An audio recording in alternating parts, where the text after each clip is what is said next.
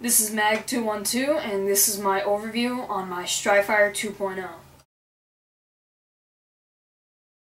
So in this video, I'm going to cover what I did modification-wise, the paints, and I'll show you it firing. Originally, this was a commission. So first of all, what a contract or commission is. A contract/commission is when you pay me to modify a blaster to your specifications.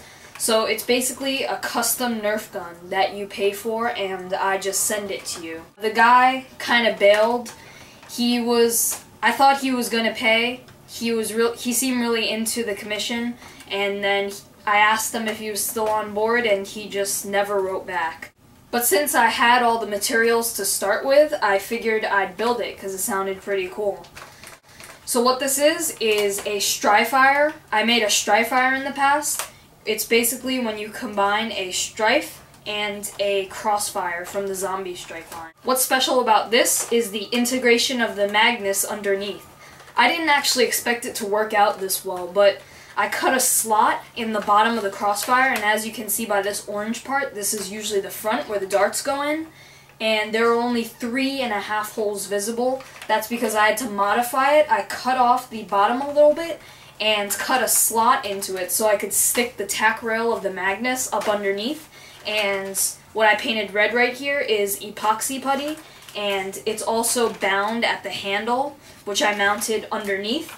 And the internal support is epoxy, liquid epoxy, and hot glue. It's a very stable integration, and it allows you to hold it very comfortably, and it's not going to break if you prime it. Enough with that, now I'll get into the modifications. What I did to the Stryfe, I usually do. I took out all of the mechanical locks so I could push the trigger now. Took out the electronical locks that allows me to rev the motors if the access door is open and there's no clip inserted.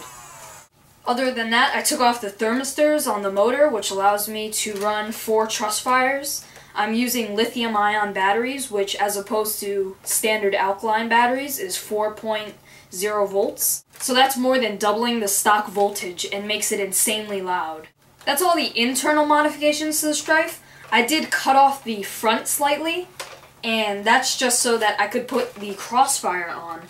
This Crossfire serves absolutely no function to the blaster. It just makes it look a little cool because I like the look of the Zombie Strike Crossfire but don't care very much for its function. What I did was I just hacked off the front minus the handle and stuff, and then I initially bonded that to the front of the Stryfe, and I used my belt sander to make sure that the cuts were very smooth and even so they just go right together. Then I hot glued it from the inside just to hold it and covered the gaps on the outside with epoxy putty, which I then sanded to make it look very smooth. And if you're wondering what this PVC pipe is, this is just a guide for the dart. So this barrel kind of serves as a guide for it, and it allows the dart to go from point A to point B and leave the barrel. That's all the modifications to the Stryfe. Now on to the integration of the Magnus. I took the Magnus and I cut off the handle, and that's basically it. Then you take that and you integrate it up underneath here. So what I did was I took my Dremel and I cut out the underneath, and you can see this in my video. I show you the process and what I do to make it. But I cut a big slot and I noticed that the Magnus fits really nicely. So I just stuck that up under there, hot glued it from the inside, and you can't see it, so it's a very neat integration. And then I covered the outside with epoxy putty. And one more thing, the reason why I didn't add a stock to this is because I was working off of a model. The original commissioner had sent me a photo of what he thought the Stryfire looked like, and it didn't have a stock, so I went off of that model and I integrated the Magnus underneath as a grenade launcher. I also took out the air restrictor, which was a big pain in the butt for those of you who watched my modification guide for the Magnus. Externally, I modified the slide so I can pull this back and it doesn't come in contact with the clip or interfere the function of the Magnus, so I can just push it forward and then fire. Some people actually cut a slot into the bottom, and what I mean is they cut like that so that you don't have to make the handle smaller. And this handle is ginormous, so I don't think you have to worry about cutting it down. So now onto the paints. I did something new. I didn't use vinyl dye. I actually used a Rustoleum primer. That's gray and it looks really nice.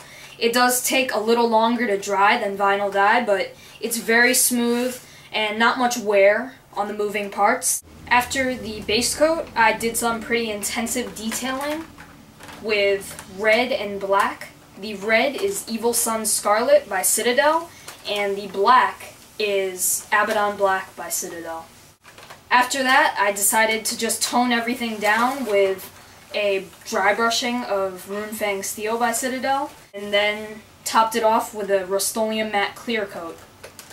Oh yeah, and if one person says you copied Coop, you are getting banned. And what that means is you can no longer comment on my channel, so I don't want to hear anything like that.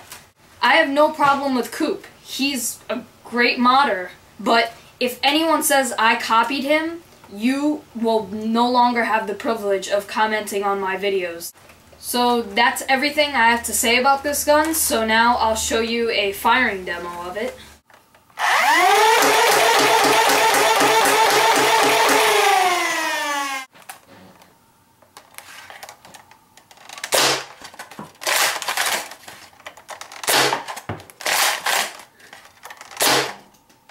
So that's the end of the video. I hope you liked it. I'm on summer break, so I'm going to be pumping out a lot of mods, and I hope you stayed tuned. See you next time.